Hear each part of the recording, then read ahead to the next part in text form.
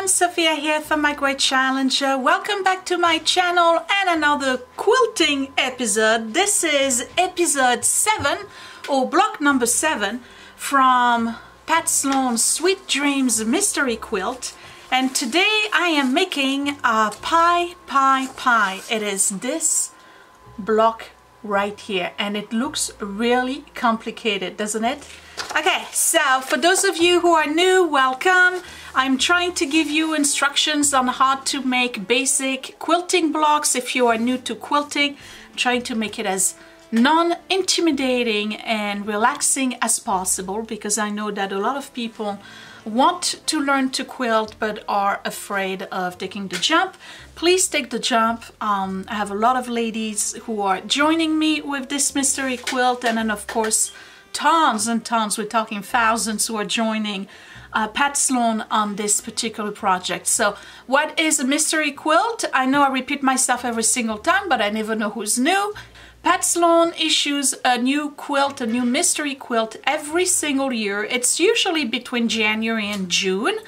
And what she does is that every week she will issue a new block for the quilt, and you have no idea how the whole quilt is going to look because we're just doing it one block at a time. This one is called Sweet Dreams. It's all about cakes and pastries and cookies and other treats. So far we've had brownie love, angel food cake, what else? Well, pie for this one. I can't even remember the names. Let Them Have Cake was last week. So what I'm doing is I'm picking my own fabric and my own colors. If you go on the website, the link is down below. She will give you suggestions for possible color options and fabric options. And this is where you're going to get the instructions for each block. They are free to download and print. The only thing that I'm not doing for this series is giving you the actual measurements for every single one of the pieces that go into the block, because I feel that I need you, and Pat Sloan needs you, to go visit her website. And by the way, quilters, if you're watching this and you already know how to quilt but you just enjoy my videos, if you want to go on Pat Sloan's website, she's started a charity quilt for Ukraine with the colors of Ukraine, and I think she's raised something like almost $20,000 by now, and there is a specific pattern like a star with the colors of the Ukrainian flag. So if you're interested in participating in this particular charity event, I would recommend that you do. It's the little things that we can do to help others in those times. I think everything is welcome.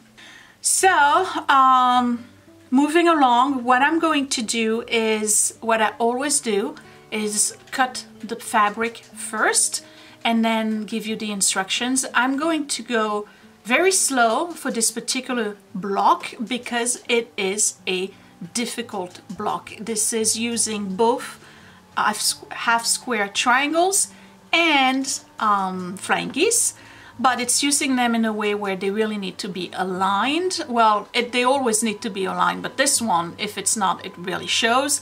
So I'm gonna go very slow today, and I'm picking yellow as a color for this block. If you've been watching me since the beginning, you know that I've picked the colors of the rainbow to this block. Most people are doing it in kind of like a uniform. I want it to be flashy and all over the place, reflecting my personality, and that's my story. I'm sticking with it. So far I like it very much. So without further ado, let's get started. I'm going to start cutting my pieces and then we'll dive right into the piecing on the machine.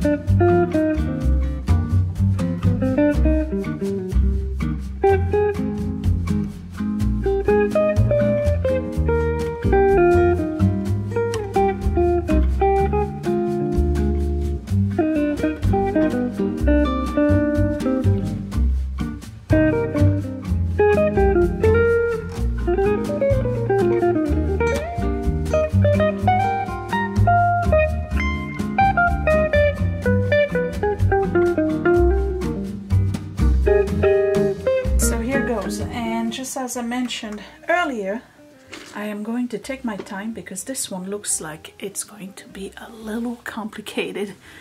What do we have? Light colors. We have 1 large square and 8 small squares. They could be the same fabric if you wanted. I've decided, since this is the center, I'm going to do it with this lemon fabric right here. So that's my light. Then in the dark fabric you need 4 rectangles, and then you need 8, is it 8? 1, 2, 3, 4, no, you need 6 of those squares, and you need 6 matching squares in a medium to light, and same color than this you need 4 small squares. And then you need, in a other kind of dark fabric, 4 rectangles. So we're going to start with half square triangle, which we already know how to make from previous videos. And if I understand correctly, there's probably going to be some flying geese as well today. For a long time, half square triangles were the bane of my existence. I could not wrap my head around them, but guess what? I got it now. Okay. So you basically follow the same instructions than in previous videos. You're going to put your 2 fabrics right side to right side. In my case here, it doesn't really matter. And then you're going to, I had to change pen, you're going to mark a line right here from one corner to the other, and you're going to sew, don't worry, this washes off. You're going to sew right here at 1/4 of an inch on both sides of that line, and then you cut right in the center. So let me do another one, and then I'll do all of them and get going. So you just have to sew on each side of that line at 1/4 of an inch. Just make sure they're lined up properly. The trick with half square triangle is to properly square them once they're done.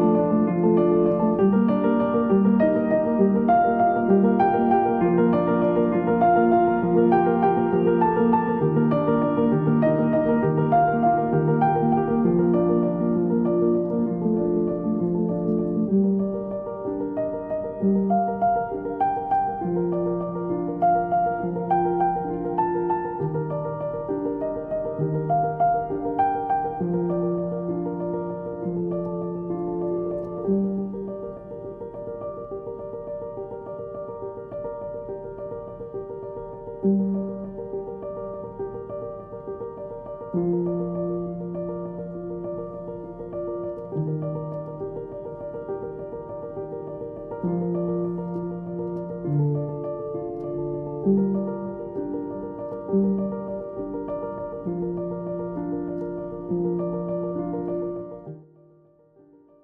so now we have 12 of those half square triangles. So we're going to make mini blocks.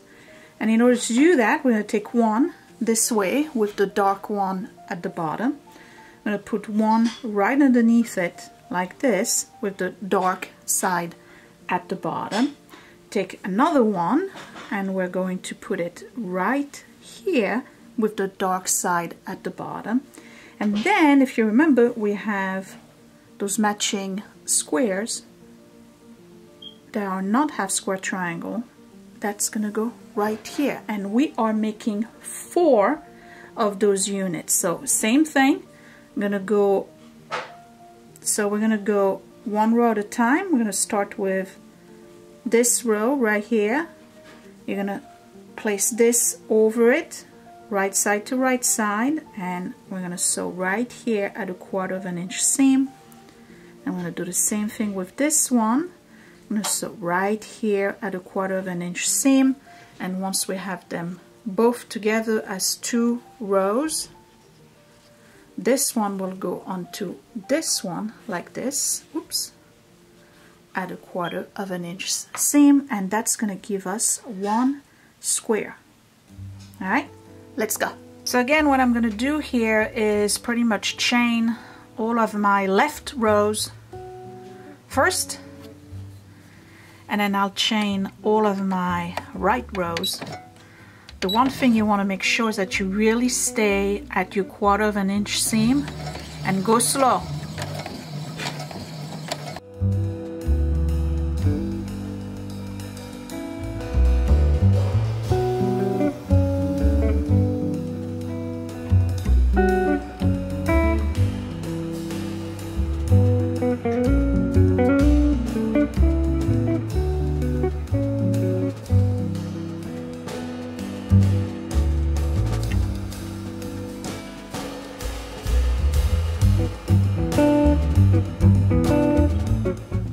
Alright, so here's one row, or column, whatever you want to call it, and here's the other one, and I'm going to press them all going towards the dark side. However, there's no dark side here, so we're just going to go this way.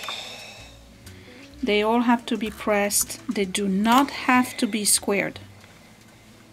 Not yet. So now I'm ready to join them. You got to make sure that the seam right here matches. So when you're placing one over the other, you got to make sure those seams do match. And we've done that before. That's important. That's the beauty of a block right there, when the seams do match.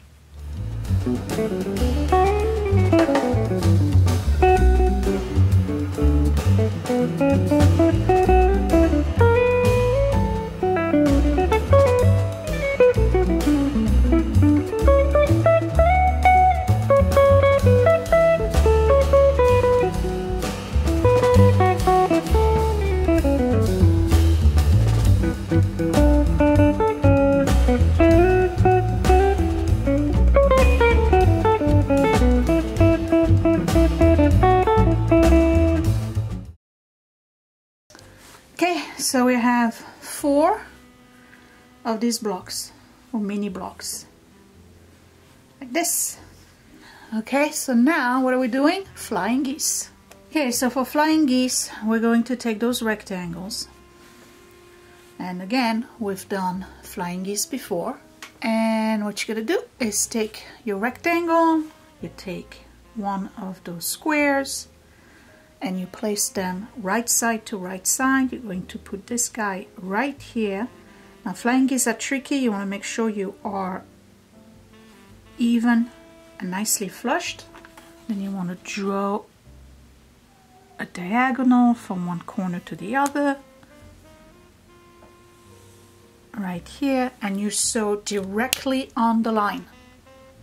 Then what you're going to do is cut out this area here. So I'm going to put my ruler right here. You're going to keep all of this, and everything that's under the ruler goes, you just cut it out, okay? And you press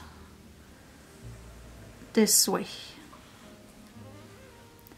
Once you're done, you take another square, same thing, you place it, oh, my furnace, place it right side to right side, you draw a diagonal, you sew right on this line, you cut out this part, and then this piece here gets folded this way, and you get a flying geese. And again, I'm going to chain them, so I'm going to start with the right side. And remember, this is straight on the line.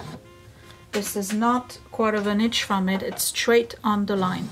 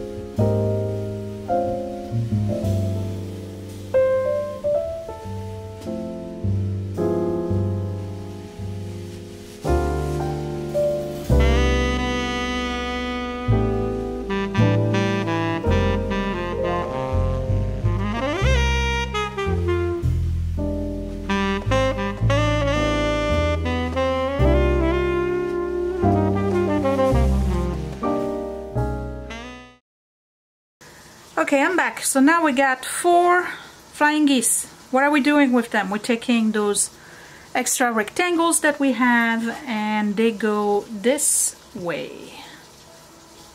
Like this. Okay, so make sure that your 2 half triangles right here are facing the other rectangles. So same thing, put it right side to right side, and 1/4 inch seam. We have 4 to make.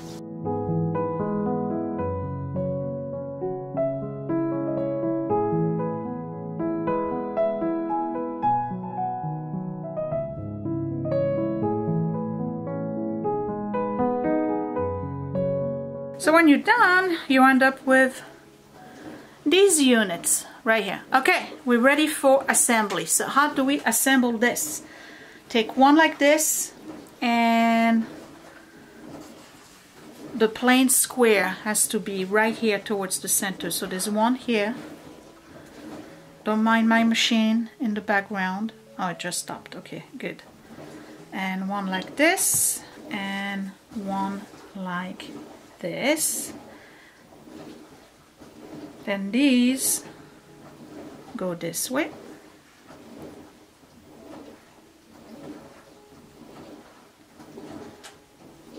And this way. It's a pretty square. I love the colors. It's funny because I'm not, well, I can't say I'm not a big yellow fan because I have a yellow living room, but go here and here. And this one goes this way. Alright, and for the center I picked lemon. Alright, so we're doing one column after the other, as always. This one to this one, this one to that one, this one to this one, this one to that one, this one to this one, this one to that one. You want to press them, and then this one to this, and this one to that, and we have a block.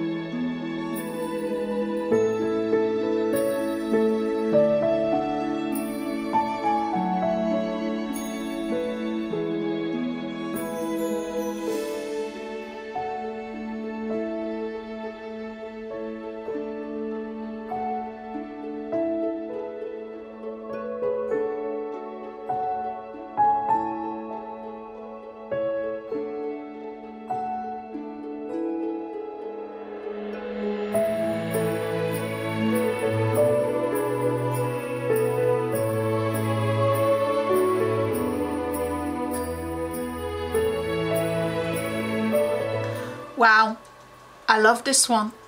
I love this block.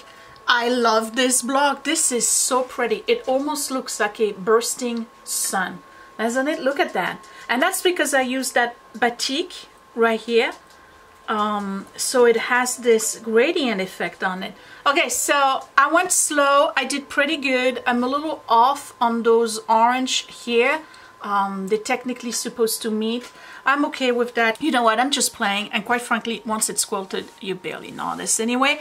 I've had, because I'm 3 blocks behind, I've had a peek at how to do this particular center medallion. And a lot of people are moving them around so they don't have to be in the specific order that I'm showing them to you, that I'm showing right now. That's just the order they come in, but even Pat Sloan is moving them around. So it's going to be interesting in the end how I'm going to place the yellow versus the blue versus the orange and all of this stuff. So I hope you enjoyed this video. I want to go back to the gallery from last week and add Colleen, who sent me pictures. Ladies, keep sending me pictures of your blocks and how you're doing with this particular challenge. I think this one's my favorite. Don't I say that every time? This one is my favorite, and it's not just because of the color, but it actually looks really cool, and I think it would look beautiful as a full quilt with just that particular block, with or without sashing. Anyway, I hope you enjoyed this video. I hope you are relaxed and then you had a good cup of tea watching me quilting, and that would be it. So check me out on Instagram and Facebook at My Great Challenge.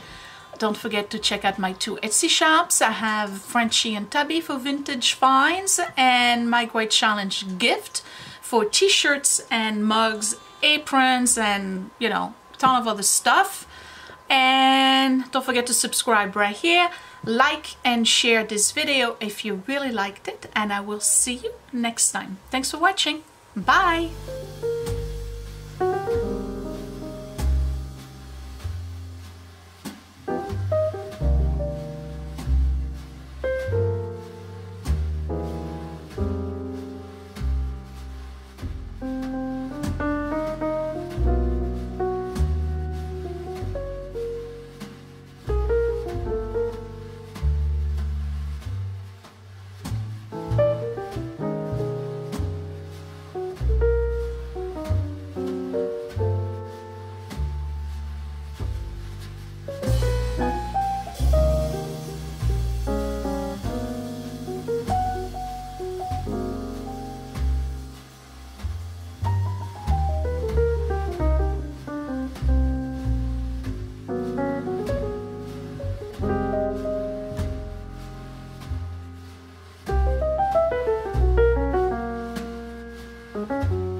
Hey, it's me, and guess what?